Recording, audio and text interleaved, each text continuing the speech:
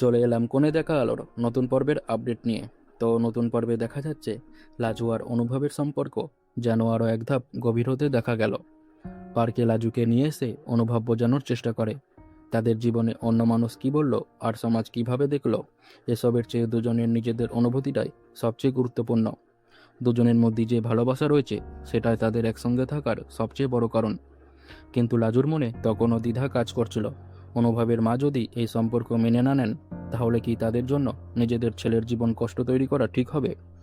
এই ভাবনা থেকেই লাজু সম্পর্কটা শেষ করে দেওয়ার কথা ভাবছিল। কিন্তু অনুভব কোনোভাবেই তাকে ছেড়ে দিতে রাজি নয়। তার বক্তব্য, এতটা পথ একসঙ্গে এসে হঠাৎ করে আলাদা হয়ে যাওয়া সম্ভব নয়। দুজনে যখন একসঙ্গে থাকার প্রতিশ্রুতি নিয়েছি, তখন সেই সম্পর্কের জন্য লড়াইটা চালিয়েও যেতে হবে।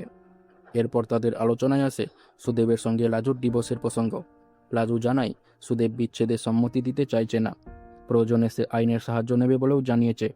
তখন অনুভব তাকে বলে সুদেবের অত্যাচারের বিষয়টি নিয়ে পুলিশের কাছে অভিযোগ করা দরকার, এতে আইনি লড়াইয়ে লাজুর অবস্থান আরও শক্ত হতে পারে। তবে সব কথার মাঝেও অনুভবের সবচেয়ে বড় চিন্তা লাজুকে নিয়ে। সে লাজুর কাছে অনুরোধ করে কোনো পরিস্থিতিতেই যেন লাজু তাকে ছেড়ে চলে যাওয়ার কথা না বলে।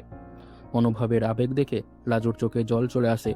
মুহূর্তটি আরও আবেগঘন হয়ে ওঠে যখন অনুভব নিজেও চোখের জল ধরে রাখতে পারে না। শেষ পর্যন্ত অনুভব লাজুকে জড়িয়ে ধরে। দুজনের সেই আলিঙ্গনে যেন কিছুক্ষণের জন্য সব চিন্তা, অভিমান আর ভয় দূরে সরে যায়। এরপর স্নেহ ভরে লাজুর মাথায় হাত বুলিয়ে দেয় অনুভব। কিন্তু রাত অনেকটাই হয়ে যাওয়ায় লাজুর মনে পড়ে যায় তাকে হোস্টেলে ফিরতে হবে।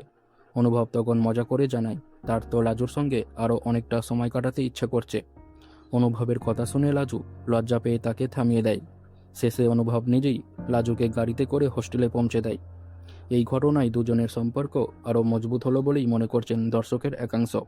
এখন প্রশ্ন একটাই, সব বাধা পেরিয়ে কি শেষ পর্যন্ত লাজু আর অনুভব একসঙ্গে হতে পারবে? তাদের ভালোবাসার পরিণতি কি বিয়েতে গিয়ে থামবে? আপনারা কি মনে করেন, লাজু অনুভবের বিয়ে কি এবার সত্যিই হওয়া উচিত? কমেন্টে অবশ্যই নিজেদের মতামত জানাবেন। এরকমই আপডেট পেতে চ্যানেলটি সাবস্ক্রাইব করে